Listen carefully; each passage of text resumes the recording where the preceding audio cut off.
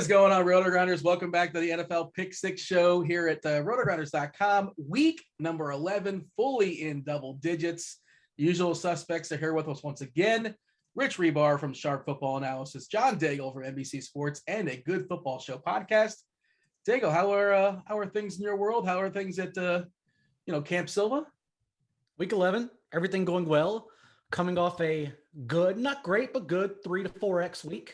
We talked about Kirk Cousins in depth and the Chargers injuries, despite them being a good secondary to that point, but just not having enough bodies. And, it took a couple luck. It took Cousins maybe not trying to throw to Tyler Conklin, but nonetheless finding Tyler Conklin for a couple touchdowns there. Also, Justin Jefferson getting there in a squeaky wheel week. So overall, a pretty good week. Also, something interesting I've noticed throughout the year and the sharpest year of DFS ever is that Mike Williams, we talked about him and he was an awesome tournament play. What is happening this year though, even in like mid and high stakes, is that Keenan Allen, who obviously was the better play, and we called Mike Williams the better tournament play because he's supposed to be less rostered, was literally 15 to 20% more rostered. Thus, Mike Williams was not the better tournament play at all. Keenan Allen was both the better play and the better tournament play, and it just seems to be like we're outsmarting ourselves for cash plays because we're just forgetting about them, thinking we should look for these sharper, thinner options. And that's something that just another thing I noticed last week. Right before he went on air, I saw somebody on Twitter, which I can give him the credit for, but giving a note basically talking about Mike Williams, his deep ball is just not happening anymore. I'm not really sure why, if it's a small sample. Do you have a take on that? Are you aware of that? Or is that small sample nonsense? Or they're not throwing him deep balls anymore for whatever reason? Well, it was supposed to happen last week and it did not, so I have no take beyond that. We'll talk about the Vikings on the show, but I mean, when you look at Herbert right now, I mean he's 33rd now in the NFL on percentage of throws, 20 yards or further downfield. He's a guy that you would project to maybe have a lower ADOT than some quarterbacks, and naturally because two of his top targets are Keenan Allen and Austin Eckler, guys who are going to operate in that kind of area of the field. But when you look at it from a structure stance, you have kind of a couple of big tells. Like one is ADOT, using play action is, below league average. Then you look at last week, his ADOT from a clean pocket was 4.8 yards. Like that's structure. That's not, that's play design.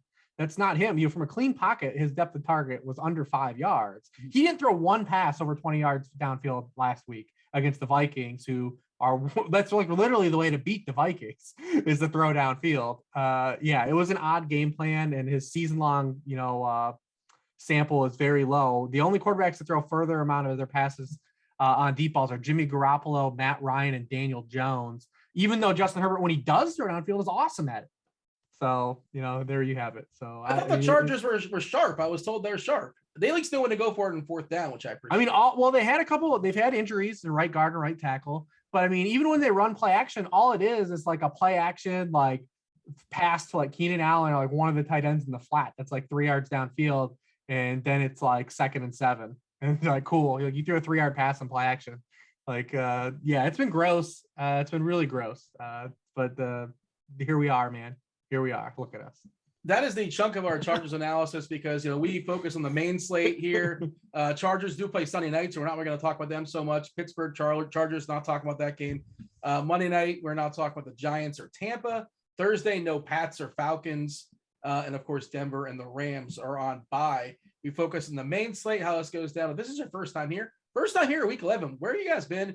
3 main games. We're going to talk about 3 games from every possible angle. Then we're going to kind of run it back, our favorite plays at each position, and, players and games that we did not focus on just yet. The 3 games, well, I mean, Daigle, this is like, this couldn't hide, right? This game is, the sore thumb, whatever you want to call it. The 3 games we're focusing on, you picked the Dallas-Kansas City game. Kansas City, 2.5-point favorite here, 56 total we're looking at. It's clearly the most obvious, game jumping off the board as far as total, as far as skills, position players, as far as DFS. We can't ignore it. We got to talk about it. Do you have a general thought before we kind of fully dive in on this Dallas-Kansas City game? Overall, not really. It seems like another week, honestly, where you will have options to pivot for running backs at similar prices. And so if it gets log jammed on a couple players that are going to be highly touted, probably even on this show, there are terrific pivots as we wait for injury reports. Other than that, though, I've been looking at quarterbacks as well. There's a lot of bad quarterbacks that have good matchups this week. And, everyone's going to be focused pretty much on Dak and Mahomes more so than even Lamar, who I think everyone will expect to play down against the Bears. So it's an interesting spot at the top, thinking maybe you can get away with a cheapy quarterback as well. Yeah, it's funny. I ran my optimals before the show. This is kind of generally the case as always. On FanDuel, you're just the way the salaries work, the way the structure works. You spend up on a quarterback on FanDuel, and on DK right now, a couple of quarterbacks we'll talk about later on. The cheapies that are popping for us in the models are Cam Newton. Yeah, Cam Newton, which that's going to be a fun conversation, and Derek Carr. Derek Carr's a 5.9 on DK, 7.2 on FanDuel, and and obviously we're recording this on a Wednesday night and things change and, guys get ruled out and all of a sudden value opens up and you don't necessarily have to consider Cam Newton in cash in the year 2021. But, that's what we're seeing on a Wednesday night. I don't feel comfortable about it. We'll have that conversation. But Rich, I imagine you're comfortable with both quarterbacks in the Dallas-Kansas City game.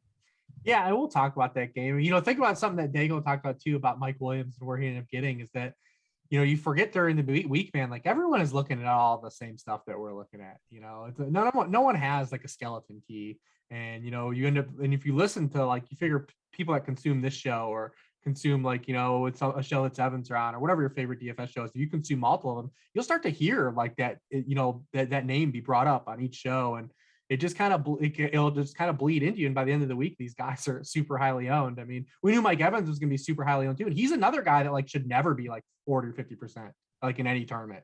And, he's the same archetype of receiver, right? And he almost didn't get there too. He almost completely busted.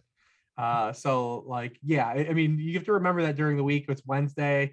You're going to hear some of these names brought up millions of times. And, you have to always go back and circle back on Sunday morning, even Saturday night when you're going to do your primary builds and kind of see exactly where these guys are really looking at projected ownership. Same thing happened with Mike Evans and Chris Godwin too. Evans came in 30 to 35% higher roster than Godwin, even though we knew it was a good spot for Godwin, and Evans only scored 1.5 points more. So it still made Godwin the better option, especially for larger field tournaments. Since he was $200 more, it was just obvious everyone was going to go Evans over him. So little scenarios like that. There's probably a better name than teammate pivot. I'm trying to think of something catchy. Rich is usually better at that than myself, but we'll think of something because the teammate pivot has been pretty popular this year, just to get off the one option that everyone is looking at and just go to the other player.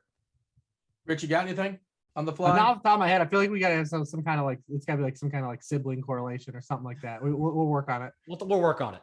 Maybe the chat. Taking suggestions, chat. Go in the chat.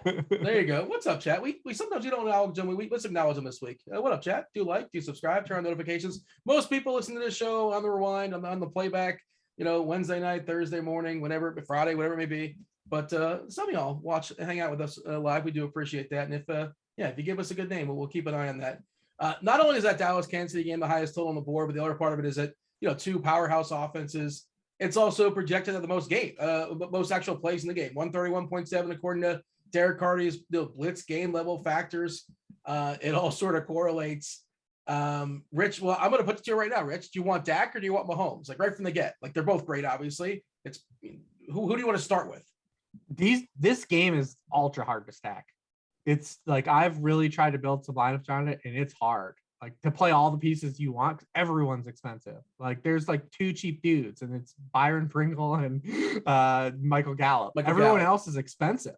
But everyone else is expensive. So if you're gonna play these guys, you're gonna try to stack this game. We're gonna need some interesting pivots, man. You guys to build out your lineup, and we don't have it. It's not like last week, right? We don't. Maybe something will materialize later in the week. But, it's not like last week where we're getting all these, free chalky, 5 to 6K running backs on both sites. We'll see what develops later in the week. But, Dearness Johnson bumped all the way up if something happens to Nick Chubb. Mark Ingram bumped up. He wasn't bumped up completely on FanDuel, but, that might still exist. But we don't have it like last week. Last week was a one-off. We've had one of those in 10 weeks. This week, we don't have a lot of real dirt cheap running backs. Even Myles Gaskin is relatively expensive. It's going to be tough to build lineups around this Chiefs Cowboys game. I do not want to play Myles Gaskin. I understand you're supposed to play running backs against the Jets. And right. I never do because look at just 2 weeks ago when they played the Texans. He had to suck out to get there. See, anytime you start with the analysis of a team's opponent before you even talk about the player, it's always a big red flag for me. Like the Dolphins haven't run the ball well on anybody all year, but we're excited because we always want to play running backs against the Jets. We did that, like I said, 2 weeks ago when they played the Texans and he got that touchdown, but like they were objectively terrible running the football in that game too. A team that's right below the Houston Texans in EPA per rush attempt allowed. So like it's tough. But how are we going to fit in? How are we going to fit in Dak Prescott plus CeeDee Lamb plus Travis Kelce or Patrick Mahomes plus Tyreek Hill plus Ezekiel Elliott? Like it's not. There's a salary cap this week, man. There's a salary cap. Yeah, it's so weird because you speak of nature of the slate, and like last week, running backs 4, 5, 6, and 7 as far as their options. Like any one of those would be like it's the best option this week. Probably not because AJ Dillon is like, but he's like priced up to some degree. Dillon's probably like the first piece you put in for cash games this week.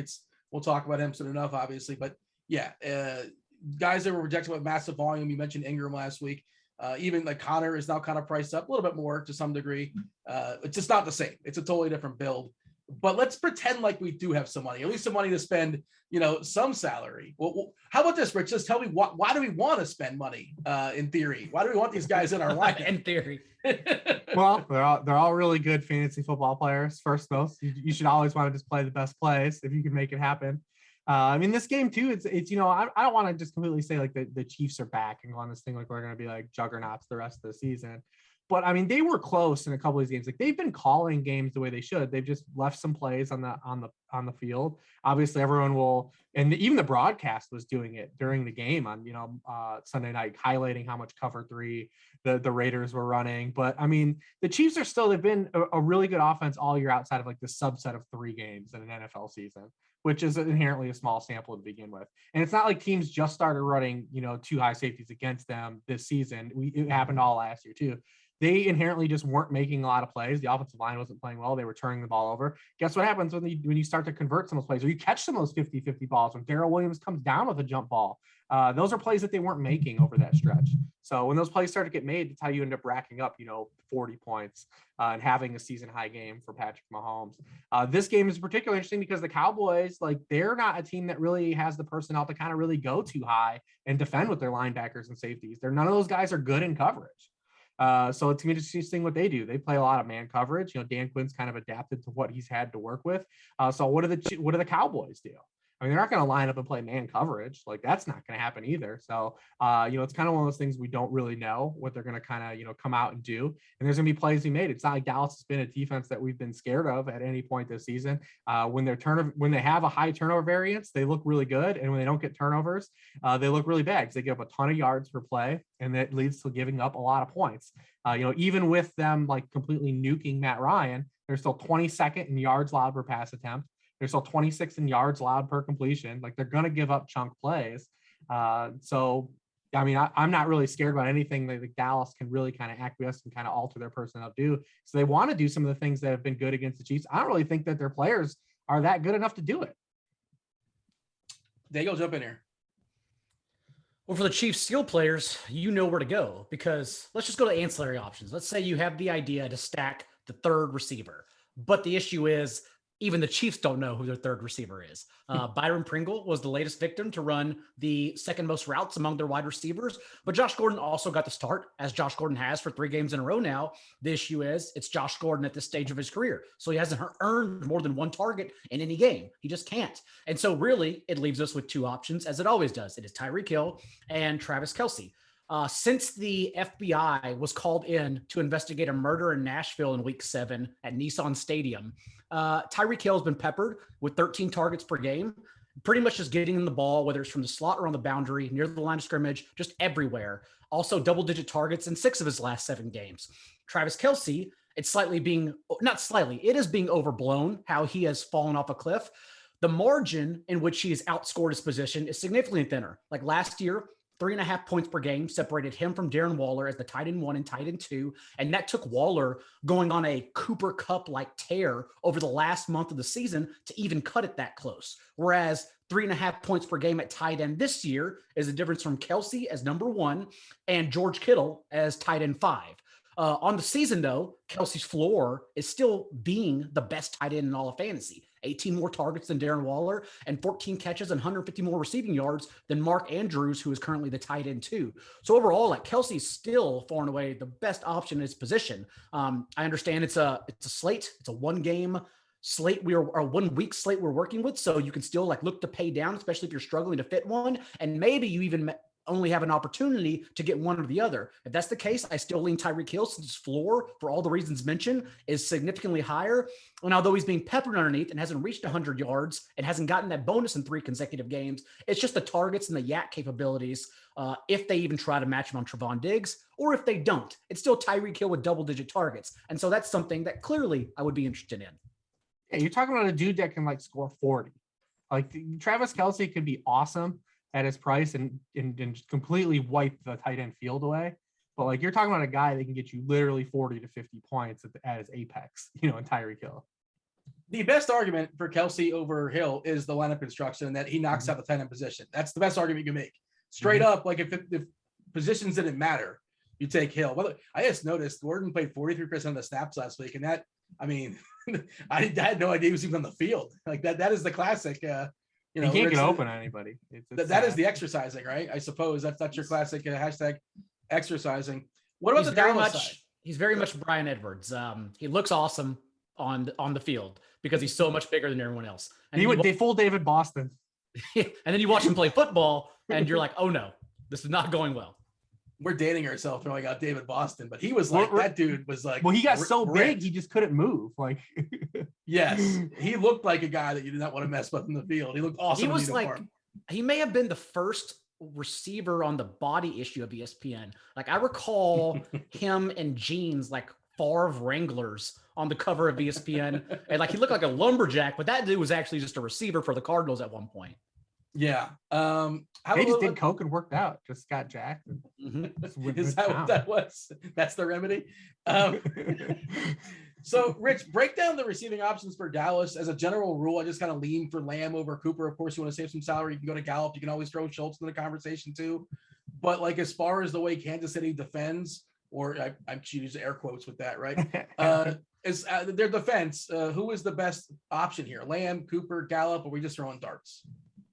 Yeah, I mean, they're another team that likes to blitz a lot too, so they're going to put, any type of these guys in man coverage. I mean, CeeDee Lamb has absolutely obliterated man coverage this entire season. You saw it last week. That's, the Falcons are typically more of a cover 2-based team, but they tried to dial up some blitzes and they got schooled. He now has all of his touchdowns are against man coverage, CeeDee Lamb, on the season. So if you're going to get, one of these Spags dialing up some heat, he's been kind of the foxhole blitz guy. He did play a season of 42% of snaps. There was a blowout. He got nicked up in that game. But also, if you go back to like week 1, 2, when Gallup has been active, those two guys have kind of shared some routes run. It obviously didn't hurt, Lamb in the box score at all. But they didn't actually run nearly as much 11 personnel as all of us kind of thought that they would with Blake Jarwin out. They still ran a ton of 12 personnel, even in the first half of that game. It wasn't like they ran it in the blowout too. They were still, basically a 40% 12 personnel team in the first half of that Falcons game as well. So it's going to be interesting to see how the snaps kind of get divvied up and who gets out. Amari Cooper was the guy that wasn't squeezed in either of the weeks, week 1 or week 2, but he's also just been the most volatile guy. He's the hardest guy to kind of nail, and like everyone keeps chasing him. But he's kind of just given us he's like kind of Cowboys Tyler Lockett. Like he's going to get you like a couple games where he gets you like 35, and he's going to have like a 5-game stretch where he catches 3 passes. And you're like, what the hell? I'm going to get the flop lag on this. And you keep chasing the flop lag on it, and it doesn't happen. And then you finally get off, and he gets another 35-point game. It's very hard to diagnose when Amari Cooper is going to go off. There's like really no great signal. And the Chiefs are typically pretty decent against wide receivers because teams just hand the ball off against them. But yeah, if they're going to stay in a bunch of man coverage, I would lean towards Lamb too. But again, salary cap, who's the most expensive guy? It's CeeDee Lamb. Yeah. Gallup played 53% of the snaps, but like you said, the fourth quarter, they were playing Malik Turner and Noah Brown. They've been there about 30% snaps. Lamb only 42%, but what can you really take out of this outside of, because there's only so much you can take away because the game was such a blowout. They walloped them. And not only that, but also just in being Gallup's first game off injured reserve. Last year, he only dipped below 80% snaps in 2 games all season. And so we expect his role to increase just in being healthier in his second game, especially if it stays competitive throughout. So there are just a lot of whack-a-mole options here if you want to get off one particular player in the Cowboys passing attack. Daigle, what about Zeke? Like, why not just do that? Yeah, why not? I wish DK would have left him at 7K, of course. But nonetheless, we're seeing the touchdown regression happen from not getting there last year. And although he split carries 50% of the backfield touches with Tony Pollard's, but touches 50% both ways in that blowout game, it was still Zeke's backfield. We talked about this last week. Out of their bye, Zeke had handled at least 71% of their backfield touches in consecutive games before this one, where they could just alleviate him, give him some rest, and let Pollard run in the fourth quarter. I imagine Zeke is a player that maybe not many will get on because the last 3 games, he has looked worse on film. We did this in week 1 against the Bucs as well, and he was fine afterwards. But I imagine like everyone will try to get on, in particular, CeeDee Lamb first, and then Amari Cooper. Lamb in particular, since he did get stuck in the slot for a season high 70% of his routes, and that's where he had 2 touchdowns and 40 yards from in that game. 8-5 for Zeke on FanDuel, 7-7 on DK. Hribar, you got anything as far as Zeke? Anything else you want to say as far as this game? Well, I mean, I guess, like Zeke. So Zeke in general is why you would maybe lean toward just the Mahomes side for, ceiling, because, 80% of the Kansas City offensive touchdowns are passing and only 67% of the Cowboys are passing, right? Like that'd be your tiebreaker because Zeke Elliott exists, to run in some touchdowns. I mean, obviously it's hard for Dak to get like the 5 passing touchdown game. He can get it. He's definitely capable of getting it, but, Mahomes has way more outs to get there because the Chiefs, when they get inside the 10, they do a bunch of goofy stuff and don't really run traditional run plays. And we'll have to wait and see if, Clyde Edwards-Helaire is going to be active in this game too. Because, I imagine a lot of people want to chase Darrell Williams if it's just him. Obviously if Clyde Edwards-Helaire plays, it throws a little bit of a wrinkle in things. I mean, we're in this weird area too, like where like people are starting to just like dunk on Clyde Edwards-Helaire like he's the worst player to ever play football because he was an overdrafted player and never really has lived up to the fantasy promise. But Clyde Edwards-Helaire is like 3 times as good as a runner as Darrell Williams has been. And like the proof is in like every single metric. Like Darrell Williams has been really good in short yardage and, catching the football. But in terms of actually running the football, Darrell Williams has actually been played a part in why they really weren't doing, having as much offensive efficiency during this lull than if they would have had a guy like Clyde Edwards-Helaire. Clyde Edwards-Helaire against light boxes is averaging over 5 yards per carry. Darrell Williams, 3.7 yards per carry. Darrell Williams has negative 73 rushing yards below expectation. He's a guy that's going to get what's blocked and maybe that. Clyde Edwards-Helaire is definitely not, Edger and James or throwback Jamal Charles, but like he's a baseline runner that is like, and was playing adequately in that role. But it's weird that he's like the ire of like everybody's like fantasy scoring for some reason. Like he's like the most popular guy to just like dunk on. I think when Clyde Edwards-Helaire comes back, and if he did come back in this game against the Cowboys defense that is awful against the run, I think you would see them add a different dimension to this team. Now, does that make either of those running backs playable? No, but I think it would make the Chiefs offense a lot better than people seem to think it won't be, instead of just giving, Darrell Williams 20 carries, for 3.5 yards a carry. And we have to see if it's Darrell Williams earning these targets or these concerted plays, but the Chiefs have thrown 24 running back targets in their last 3 games following that Titans blowout. I would think that is a concerted approach to just find that third receiver and another option underneath, since every team, again, they're the Kansas City 2 highs. Every team's just throwing safeties at the top and saying, we dare you to beat us underneath. And so, of course, if CEH is out, Darrell Williams becomes, in my opinion, on DraftKings in particular, an awesome play. But even if CEH comes back, we then have to follow some news tea leaves here and see if he's going to be like used even like a 50% share, or if we can still sneak on to Darrell Williams. Yeah, I was trying to see if we get a discount of some sort. Not so much. CEH 6-3 on FanDuel, 5-2 on DK. And I just feel like the whole situation will be mucked up. Like I can't imagine rostering any of the running backs unless we hear like, somebody's going to be the clear, bell cow or whatever. We're probably not going to hear that. I don't know. That's just sort of my you just need him to be inactive. That's really it. Well, yeah, they're inactive. Then all of a sudden it's interesting. Yeah, for sure. Because we talk about cheap pieces. Like I said, there's the Kansas City wide receiver 3, whoever you want to throw the dart at, and then Michael Gallup, and then maybe Darrell Williams if you can get it. But other than that, everyone's expensive. And if we get 75%, snaps from Gallup, like that's hot.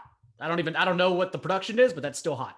And we still have Dalton Schultz out here, getting cardio. He was never going to hold that target share he had like early in the season. I remember I had Sam Hoppin on my podcast, and we were just both talking about like, there's no way that he's going to continue to double CeeDee Lamb and Amari Cooper in targets just based on a talent perspective, right? Like that's going to even out. And we've seen that, basically, the past 4 weeks, he's only had a 12% target share. And we've seen the ball get to these playmakers that are just better playmakers, but he's still on the field a ton in an offense that we want attachment to. And people probably want to stop chasing that. I mean, the Chiefs did, limit Darren Waller in that game. I know he had a touchdown called back because they cheated, but they've still been awful against tight ends. So, I mean, Dalton Schultz still is an interesting guy out there, at least to get unique and putting this game together. There are other football games being played this week. One of them is Cincinnati at Vegas. 49.5 is the total. Vegas is getting 1 point.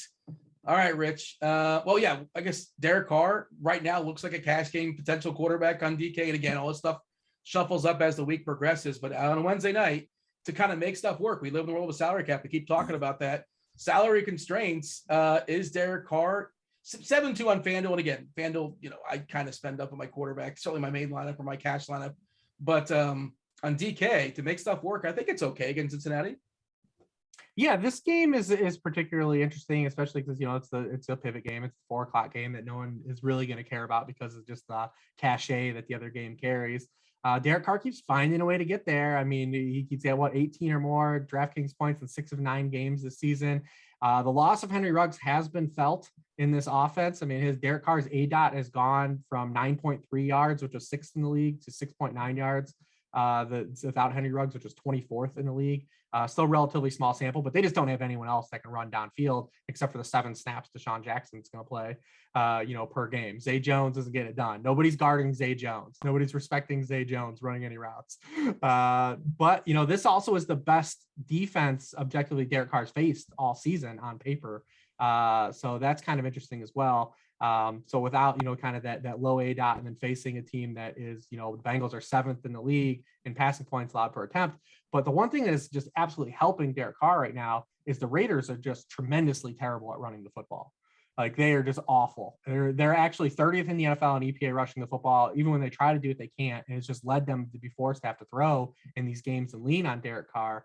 So Derek Carr is getting just like a ridiculous amount of volume. He's dropping back 42 times per game. That's 6th in the league. So you're getting a lot of pass volume too. So if the Bengals are still going to be a good defense and limit things on a per attempt basis, if you throw 45 attempts, the counting stats on the beginning there, and you get some value, like you said, as the cash game guy, because he's still getting there. Like last week, he still got there at the end of the day. So I think he's particularly interesting. Darren Waller looks pretty interesting as well. I wish he was a little bit cheaper on FanDuel than what he is, especially for that site. But the Bengals are another one of these teams that, they don't really have really good coverage linebackers. So there is opportunity here for, some plays for Waller and kind of just to go sneakily. I don't know if he'll sneakily go around because he'll probably be a guy that someone talks about all week anyways, but I do like Waller as well. 6-7 on FanDuel. That's okay. That's okay. But it's only 600 lower than Kelsey.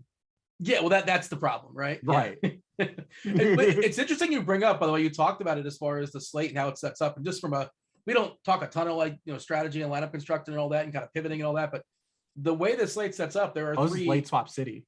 Yeah, like the key game, like the big game that everybody's, it's Dallas KC at 4:00.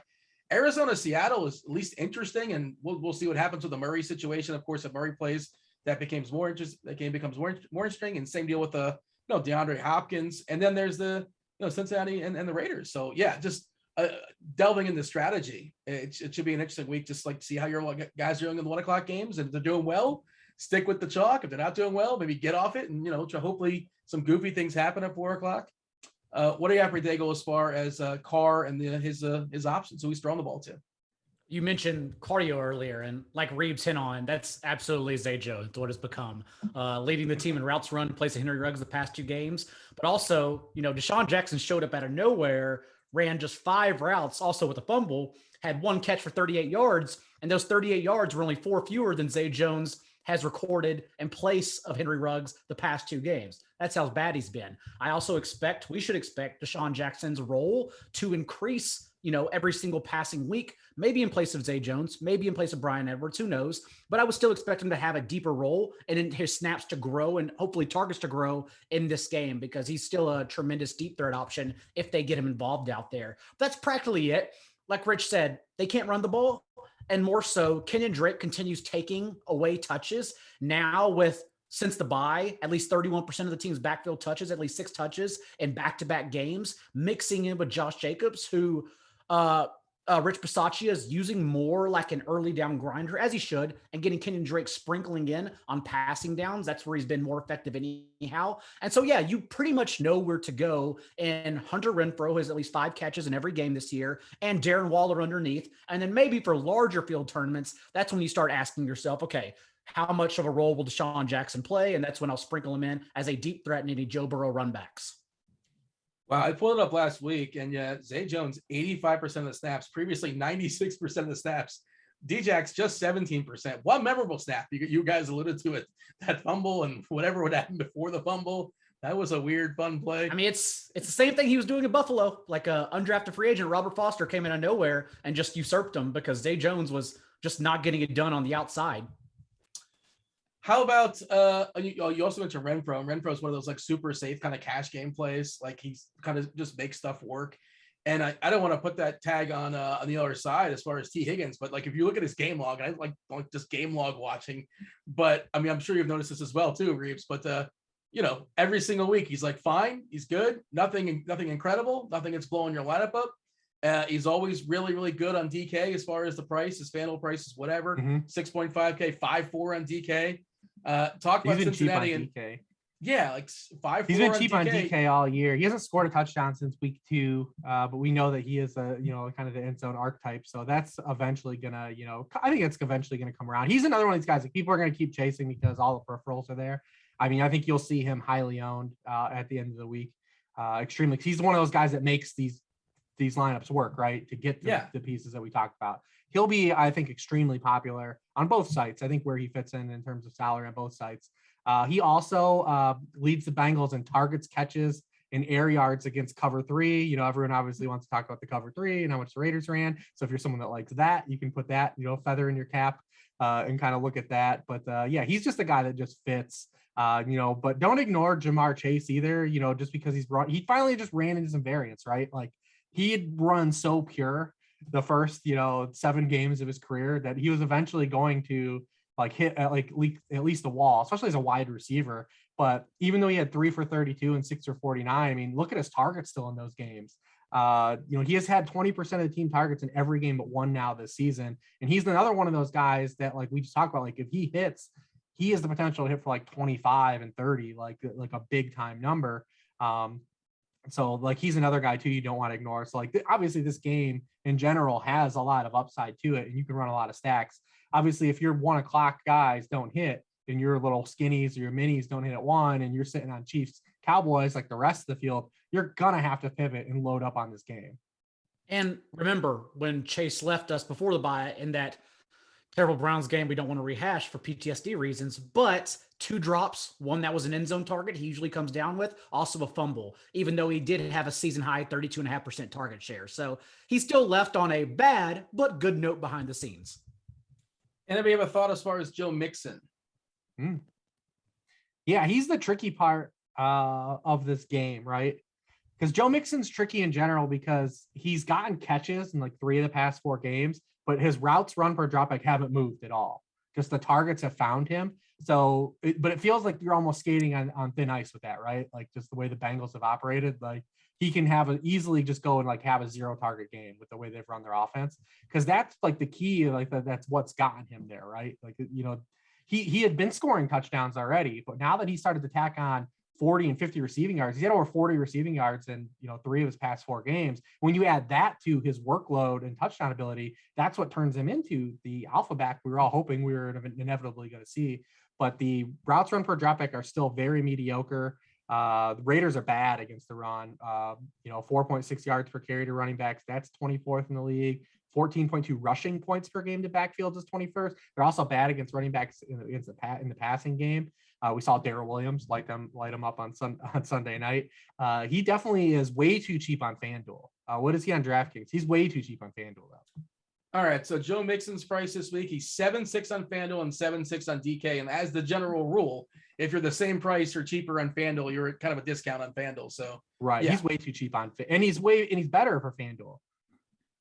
Yeah, I would agree with that. The only concern, even though I do think he's a really good play, depending on how you want to play this game, they're all great options, honestly. The only concern would be that between weeks 3 through 7, before he got injured, Chris Evans was out there for a route on 15% of Joe Burrow's dropbacks, mixing in behind Mixon and Samaj P. Ryan. 15% doesn't seem like much, but he was still taking away routes from Joe Mixon. And now the past 3 games, he's basically been injured. He was hampered by that hamstring injury, was out in week 8, but only ran 3 routes in week 7 and 9 before the bye. Now with the bye, 14 days rest, I expect him to be healthy. So I do just wonder if he's going to be balled enough to be annoying for Joe Mixon's passing game usage. Is Tyler Boyd still in the player pool for us? He is pretty cheap. Hasn't been spectacular of late, obviously. Certainly fallen behind the other 2 receivers on his team. 4.8 on DK, 5.6 on FanDuel. He is the floor, $10 on Yahoo.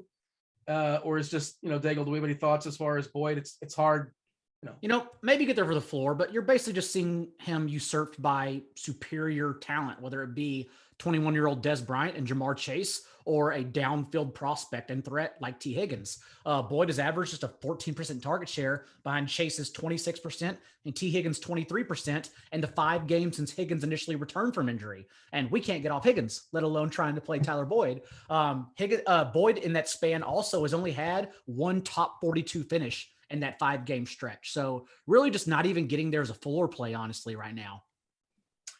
Anything else this game, Reeves? Shall I move on to our 3rd game on the slate? Well, I mean, I will say one thing to talk about this game on the Joe Burrow side is to keep in mind the Raiders don't blitz. And, Burrow is one of these guys that's really funky splits against the blitz where he's absolutely just like destroyed teams. And, we saw the Browns said, we're going to get home with 4 and just play coverage. And granted, there was plays left on the field in that game. But Joe Burrow splits against the blitz and non-blitz. You're able to get home with 4. I mean, they're pretty jarring. He's thrown 8 interceptions against non-blitzes, which is pretty crazy. 11 touchdowns, 3 interceptions against the blitz. We talked about that a lot. 11.5 yards per attempt. He eats it up when you come at him. And then 7.8 yards per attempt, 12 touchdowns, 8 interceptions. When teams are dropping back in coverage. So one thing to keep in mind, because the Raiders are not going to blitz. Like they're going to rely on Max Crosby and Ngakoue to get there. So we'll see kind of what happens, with Burrow. But I mean, it's not going to push me off of Burrow and stacks this game because I'm going to stack this game. But one thing just to kind of look at in his just kind of weird splits this season. Burrow's 9.3 yards per attempt against cover 3 this year includes 3 drops as well. So his numbers actually should be significantly higher. I'm curious to see how and if he gets steamed by Sunday. I can't put my finger on it right now, but I'm curious to see if the field gets on him by Sunday. And I presume if you're playing Burrow, you want to get up there as far as Chase, right? That's your favorite. And he's probably gonna be lower owned than Higgins just because of salary reasons. So assuming salary is not an issue and all that kind of stuff, you prefer Chase over Higgins. He's your favorite person to pair with Burrow. Is that a reasonable assumption? King Chase. Yes, absolutely. 21-year-old Des Bryant is high praise, man. It's pretty big. That's what he is. Is that all he is 21? He's only 21. He's very, very young. Yeah. He was a superstar at 20 at LSU. 3rd game on the slate. The Packers at Minnesota. 49 is the total. Minnesota's getting 2.5 points. That Packer offense, that Packers Seattle game was such a massive disappointment last week. I guess we'll touch on Seattle a little bit later in the show. Green Bay did a little more than Seattle. They're in a dome this week at Minnesota. Got to love that this time of year. Let's start with the Green Bay side. Well, I mean, Reeves, Devontae Adams, we just kind of touched on it as far as Mixon. Same price on DK as is on FanDuel. Both places, like it's going to be chalk city. 8.4 on FanDuel, 8.4 on DK. That's a really good play. And of course, decision points in tournaments. I assume you're going to agree. Play Devontae Adams in cash, if nothing else. I mean, the most telling stat of the 2021 season is that Hunter Renfrow has more touchdowns than Devontae Adams. Just twisting a knife into our hearts. Devontae Adams just gets this. He's got this just elite target share, and we can't get him in the box, as much as we did last year. And that's just simple regression. Sometimes it pulls the wool over us way more than it should be in the NFL. I mean, Minnesota obviously has been beaten up by opposing elite wideouts. The thing about Minnesota is we talk about you want to beat them downfield. And that's where Aaron Rodgers has been really bad this season. Just outright terrible. I mean, he's 29th in the NFL in points allowed per points per pass attempt on throws 15 yards or further downfield, but he's second in the NFL on intermediate throws. He's just really struggled to connect on that deep ball, in these downfield targets. Because Devontae Adams has a lot of games where he's got a lot of catches, but not a lot of yards or a lot of high yards per target and high yards per catch, because they're just not connecting on those long balls. This would be a good spot to do it as long as the Packers don't go Joe Lombardi. But we'll see what happens here because, there's Dave Bakhtiari still banged up. Minnesota's still getting home with 4. They got home on 4 on Herbert last week with just 4. They're another team that's going to rely on that. Obviously, Mike Zimmer's these teams are no strangers to each other too. And, Rodgers has had, cattywampus production against, the Zimmer defense.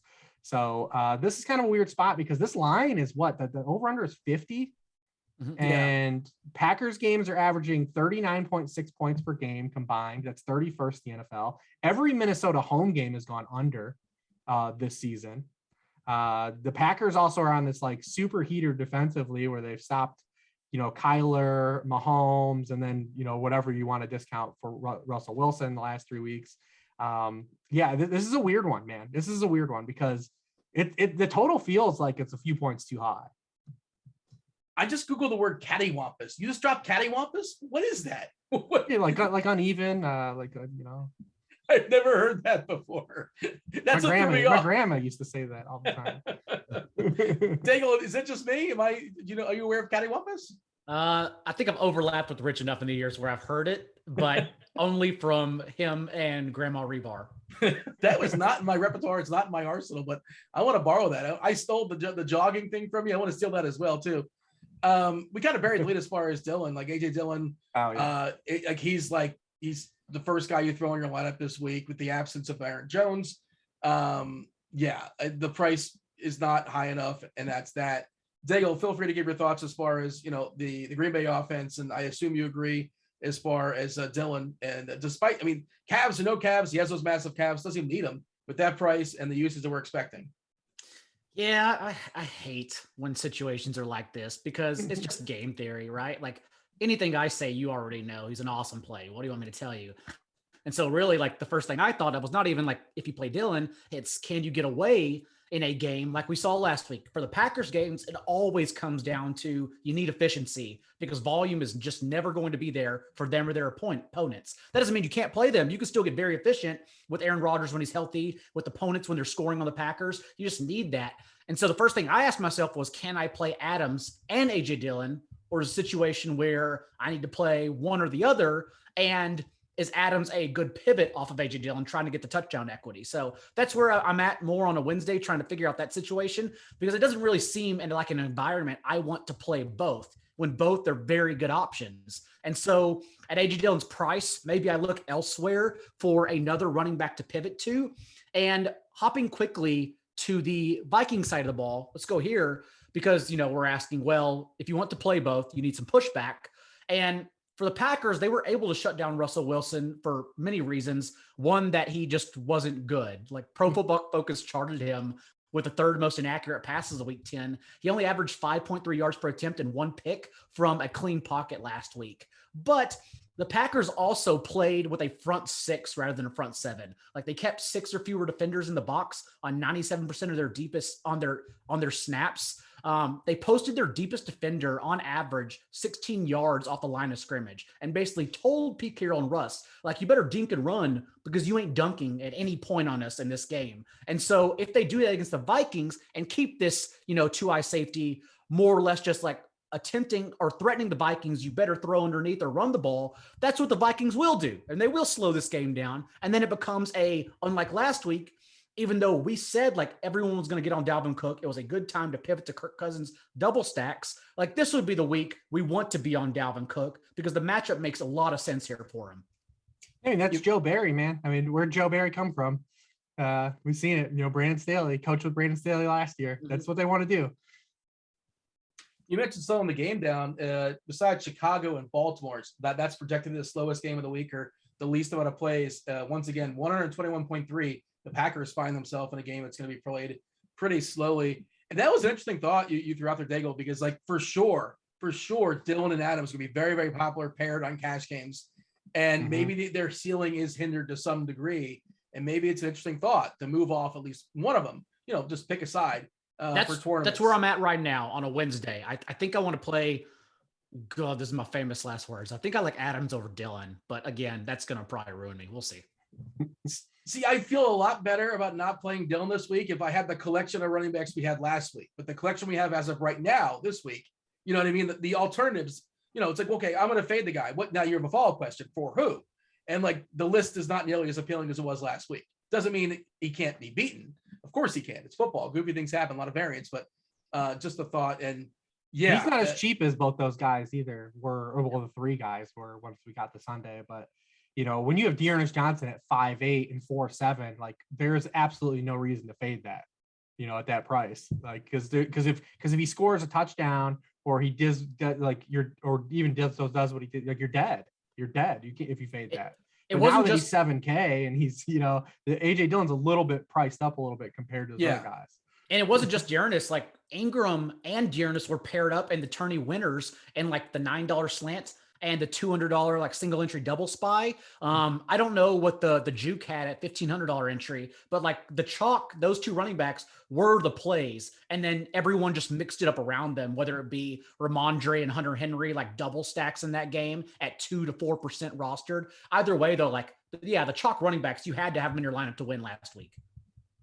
Do we like Conklin as a potential cheap tight end pivot here? I know he had a couple of touchdowns last week, not a ton of targets, but he's been pretty respectable of late. The price, I think, got bumped up a little bit. 3.9 now on DK, 5.5 on FanDuel. General rules on FanDuel. You probably can spend a little more on tight end. Of course, you don't have to.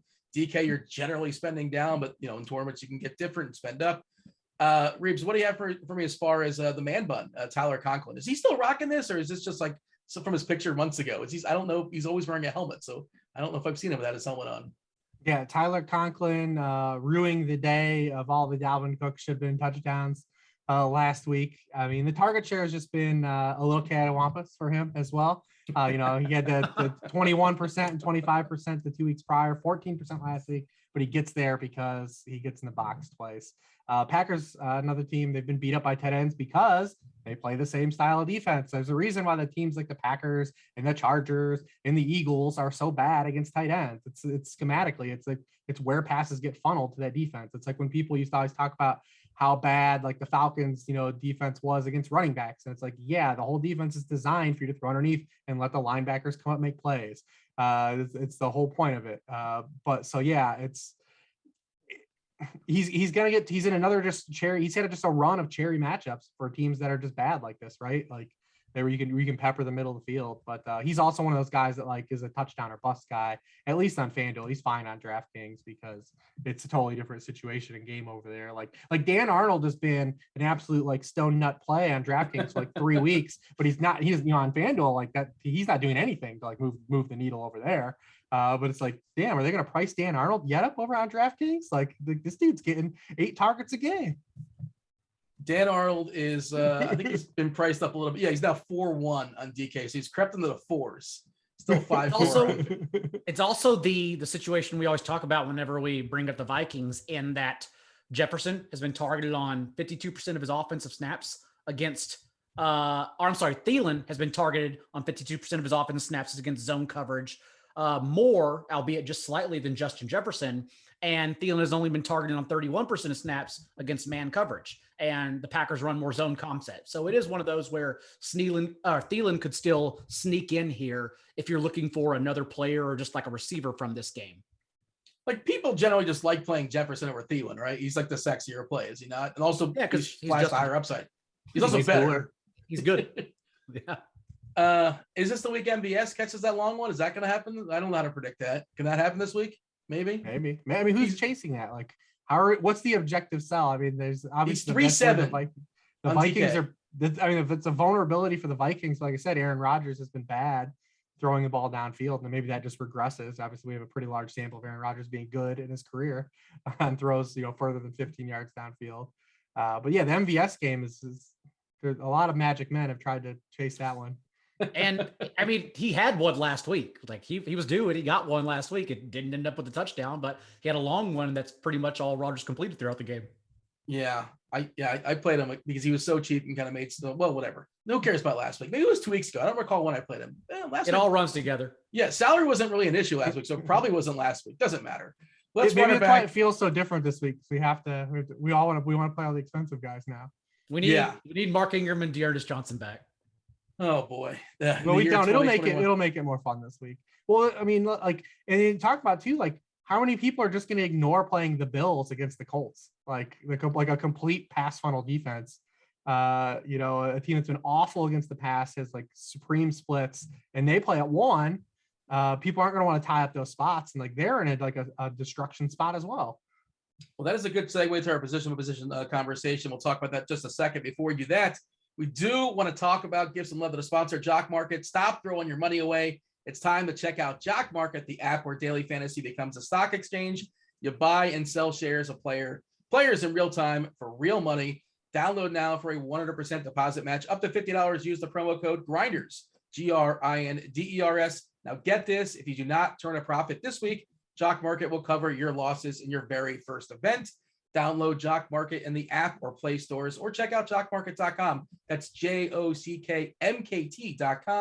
Again, use the promo code GRINDERS, 100% deposit match up to $50 on your first deposit. And is that where you want to start, Reeves? Josh Allen versus the Colts. He can get there with the arms. Arms singular, I suppose, with his arm and the legs as well. We have Cam Newton. We kind of threw out there. He's that's not a FanDuel play by any means. A 5-1 on DK. Man, Cam Newton. Oh boy.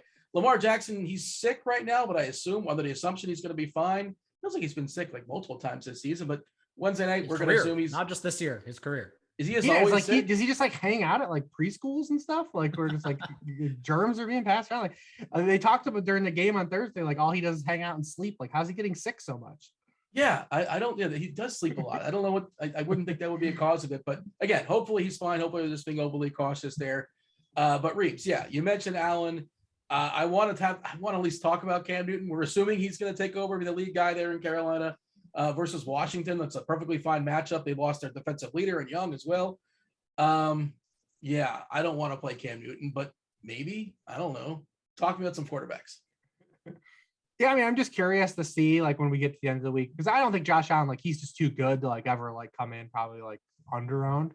But like maybe if teams are just like people are just waiting to kind of stack that game or have a pivot to go to Burrow or Carr, that maybe he just comes up maybe on more under-owned than he should be owned in this matchup, because I mean the Colts are number 2 in EPA against the run. They've been really great against the run. We know the Bills can't run.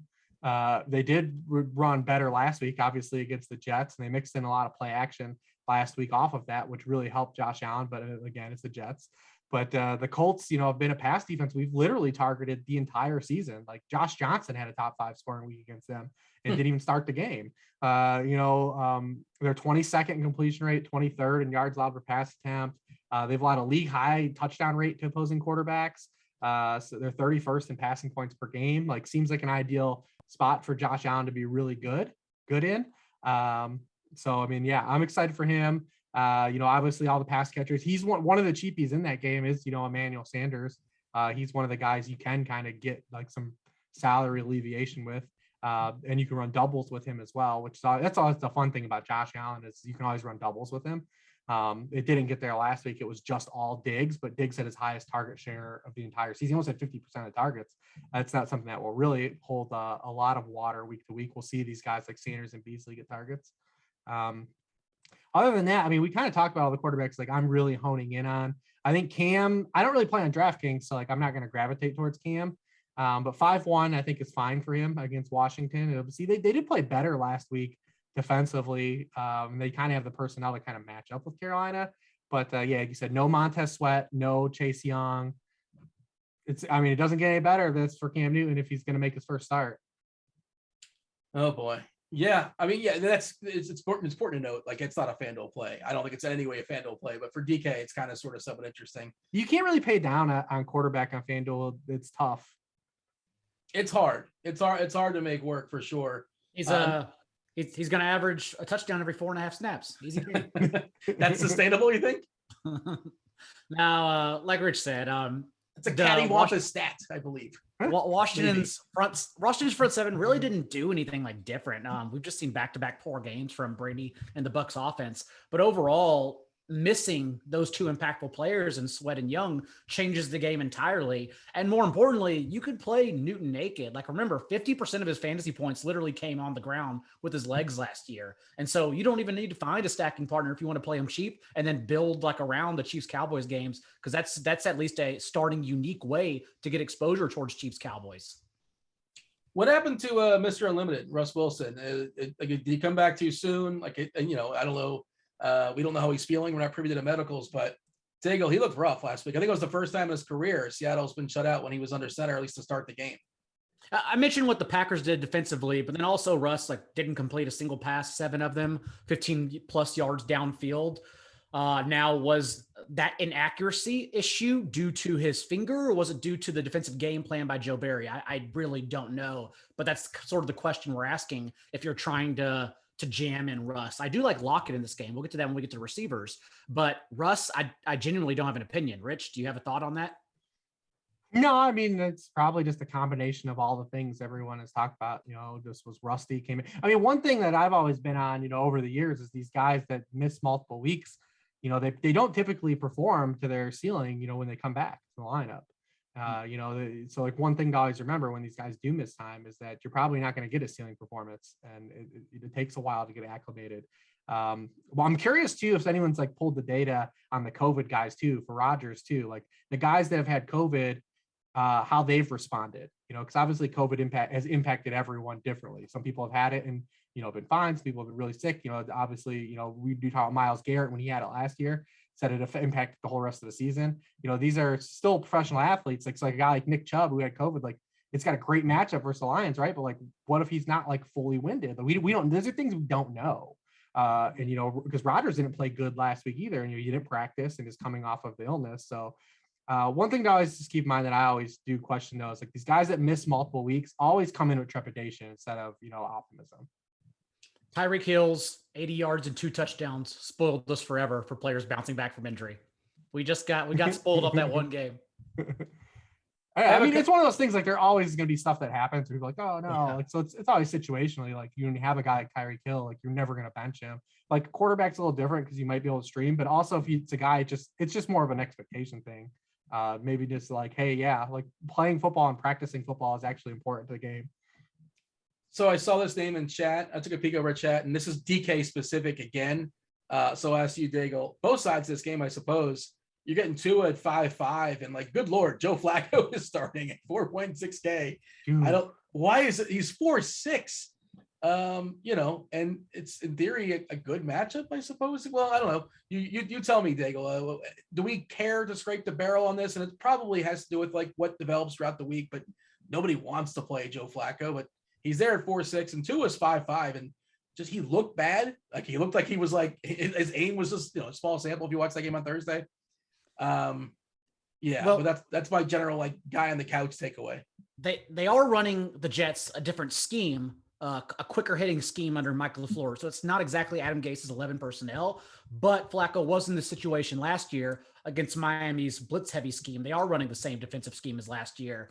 And Flacco had 148 yards and a pick against the blitz. So not really a great situation for Flacco, but then again, what is a great situation for Flacco? So if you want to play chalk Myles Gaskin, if you want to get there that, this would be a more logical scenario than the last one you played, not you, Dean, but Universal you played him as a chalk situation, and he luck boxed into a touchdown. This would be the one, because not only can he get there via targets, also if we expect Joe Flacco to just get run over, Gaskin will be involved heavily. We've seen without Malcolm Brown, who is now out this game as well. Gaskin has handled 76% of Miami's backfield touches and 12 of 17 RB targets in that span. Now he's only had 8.5, 15.8, that touchdown game, and 5.5 fantasy points in those 3 games because he's been bad, because he is bad. But if he's going to get every single touch in this one against Joe Flacco, it is a favorable situation. And he's getting the goal line work. Like, it's not like they're bringing Ahmed in inside the 5. Like, we haven't seen that. It's been him, which helps him out a lot. I wish he was a little cheaper on both sides because, like I said, Miami's just been genuinely bad running the football against everybody. So it's one of those things that it is tricky in that regard. I wish he was more expensive, so I wasn't tempted to play him.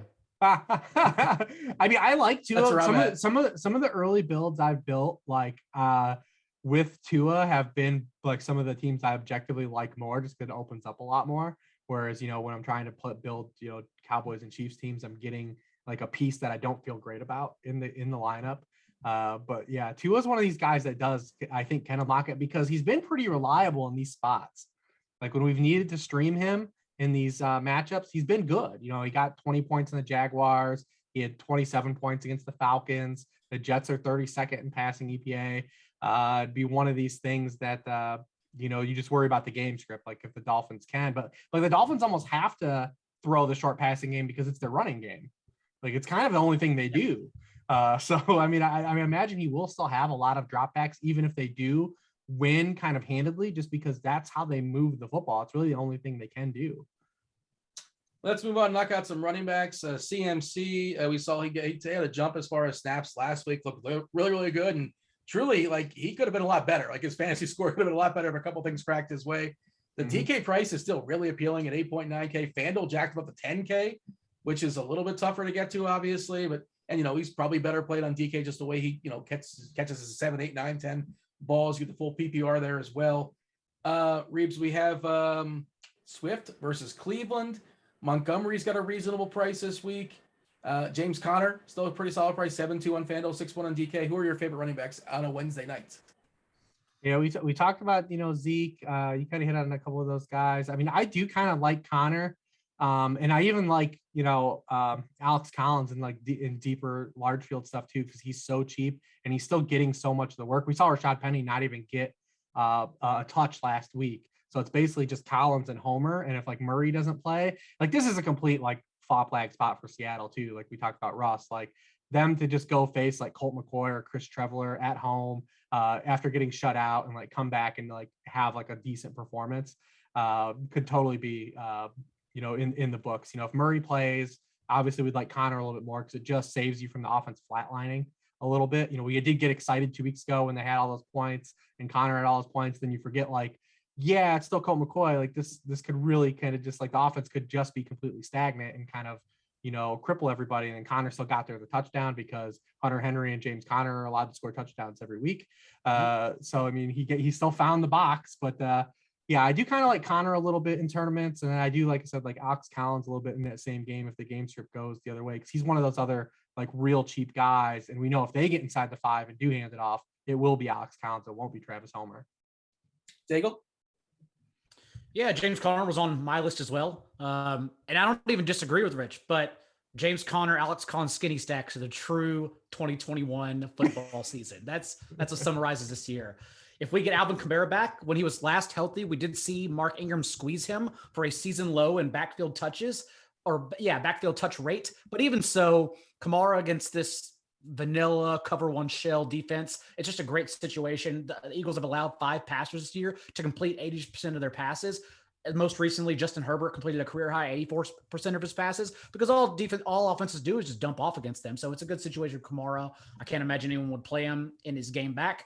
If we get Elijah Mitchell, even off of injury, it's just a finger. I would still expect him to lead in touches over Jeff Wilson. Like Jeff Wilson was just an early down guy. Mitchell even got the carry inside the 10-yard line and 27 carries. Like you're not worried about someone else stealing from that workload. And then you said DeAndre Swift. I'm going to say Nick Chubb if we get him back this week. Remember the last time we saw Nick Chubb it was that blowout against the Bengals, and Dearness Johnson got 8 carries, but 7 of those 8 carries came when the Browns were up 30 points in the fourth quarter. Like Dearness Johnson, that was Chubb's second game back from injured reserve, and Johnson wasn't involved at all. It was literally all Chubb. And so I do wonder if he just comes back as a bell cow in a sneaky spot. The one thing that could happen to this slate, and it's Wednesday, is if Elijah Mitchell doesn't play, everyone's going to play Jeff Wilson to get to all those other guys that we talked about. That will be like what will happen. Would you feel good about that? Like good about Wilson? No, like but that's what would happen. No, I'm just saying that's exactly what's going to happen. Look at his price on both sides. They played on Monday night, so obviously he's grandfathered. I mean, I would if Mitchell is ruled out, and I guess I lean still Mitchell's going to play, but if he's rolled out, like of course, like I'm eating that shot. Yeah, he's going to be. I think he's clearly it's an obvious situation.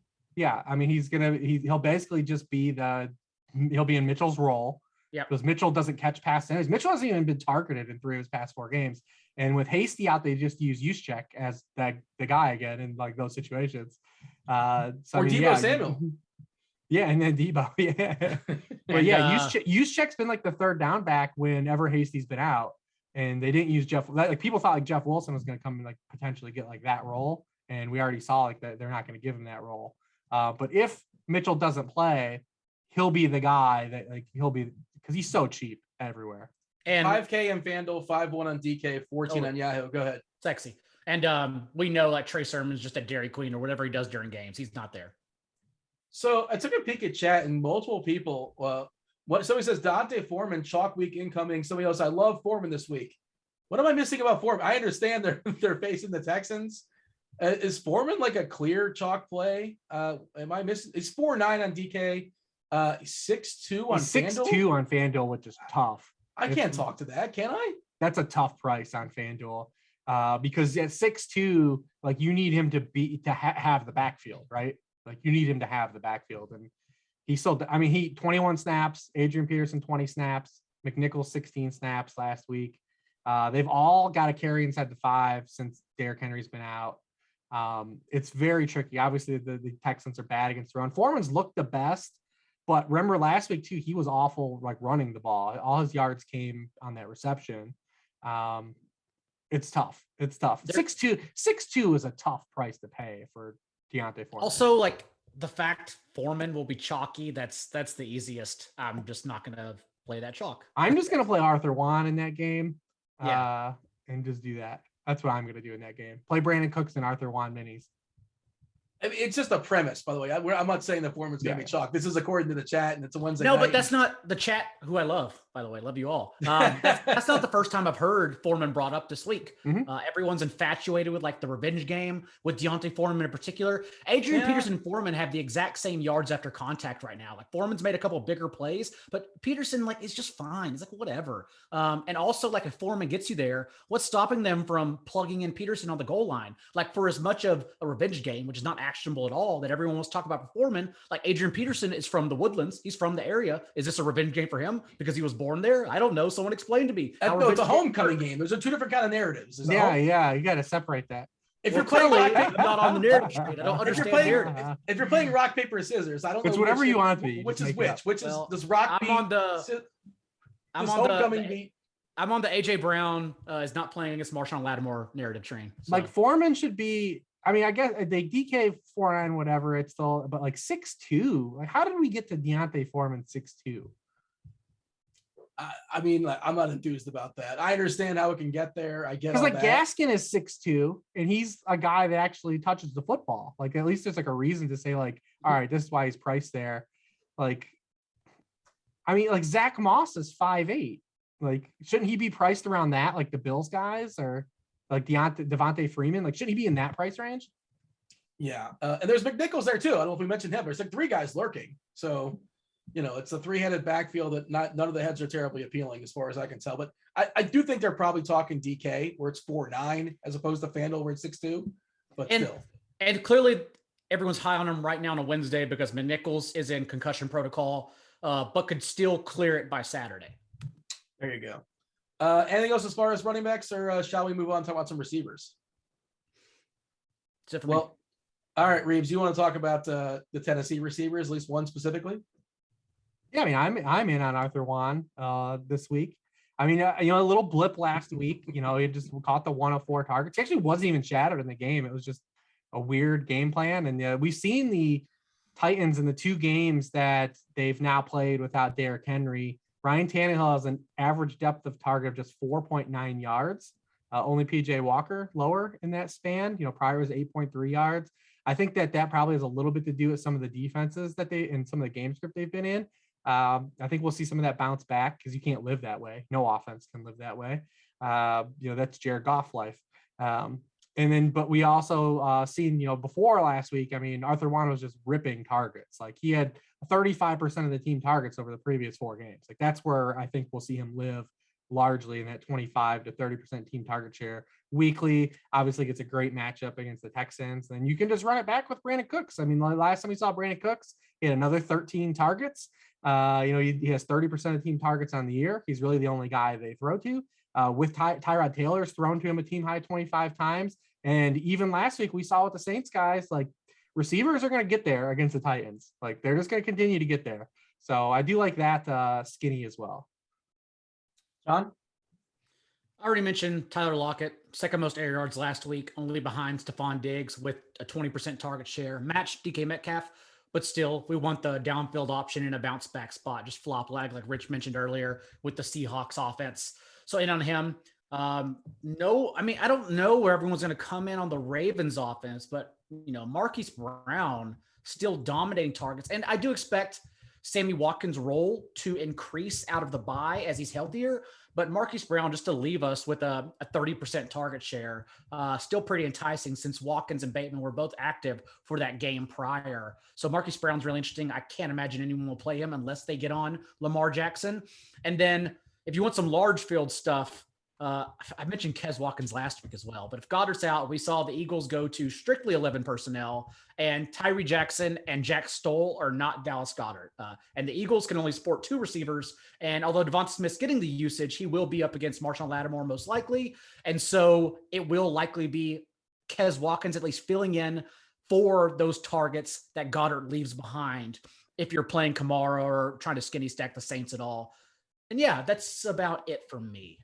I love Hollywood Brown, man, because you're talking about a dude that gets that many targets with the types of targets he gets. Like it's like an insane cocktail, right? Like no player with a higher ADOT than Marquise Brown has more targets than him. Like, it's just a cocktail to have crooked games.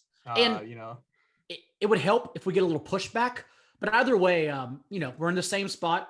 Reeves, you mentioned with Justin Fields against the Bucs, that one instance where it's like everyone's going to play him because it's a bad defense. But then also you look up and he's poor against the blitz. And now here we are with Wink Martindale blitzing at the 4th highest rate. And so even if we don't get pushback, maybe it's just a game the Ravens roll the Bears over. Brown was like 30% owned. Oh, go ahead. No, I was saying this is a big field game. Like if he can hit in this spot, like against the defense, it's going to just blitz his face off. Then I think that he had turned the corner and he's going to kind of be usable the rest of the year. The Padawan, yes, he's growing. Young Skywalker is learning. It's good. I mean, that 4th quarter against the Steelers was hot, man. I know we're 2 weeks removed. It was hot. It was kind of one of those happy learns how to putt moments. Do you think Fields is interesting for tournaments? I don't, but no. I could see him get there. Like it said, this is the moment. I mean, because he's going to get his face. They're going to blitz every play, man. They're going to blitz half the snaps. Brown, I was going to say DK a couple weeks ago, whenever he was in the main slate, he was like much cheaper, like 6K or so. It was like 30% owned in the Millie Maker. And yeah. Well, remember any week that the quarterback is chalky, like Lamar was that week, like the top receiver is going to go along with that. Yeah. People at this point are kind of sort of trained where you have to pair your running back with your quarterback with like the key receiver. Let's move on. Knock out some tight ends before we step aside and get out of here. We got George Kittle versus Jacksonville. Mike Gesicki, everyone's favorite Gesicki. The first time ever George Kittle has scored a touchdown in back-to-back games. Really? First time ever. I wouldn't have guessed that. I figured he would. Okay. Now he's got Jacksonville this week. TJ Hawkinson, who was a disaster last week, right? I don't know what do you have, like 1 catch or 1 target or something like that in 5 quarters.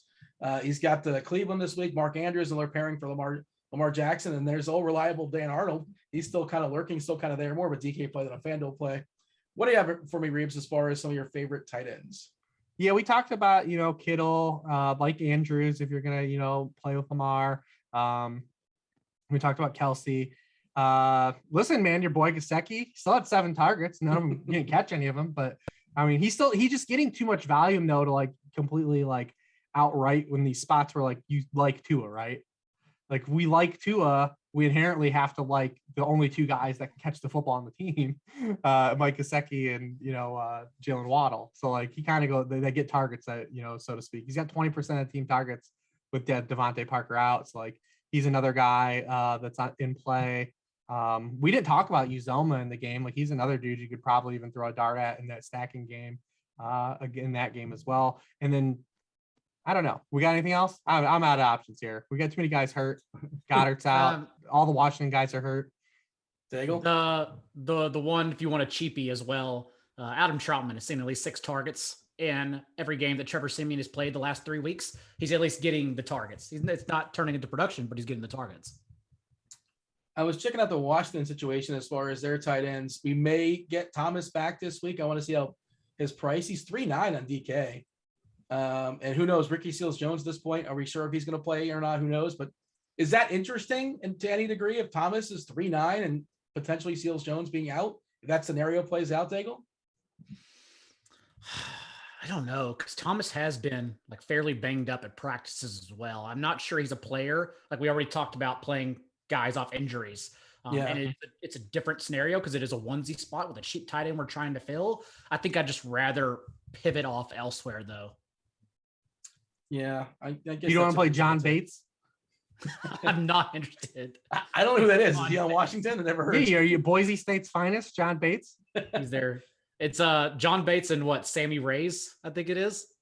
Listen, man, Jonathan Bates, the tight end, his dude was a 3-time All-State qualifier at Oregon State for track championships as a tight end. He's 6'5", 260 pounds. He's like a super athlete.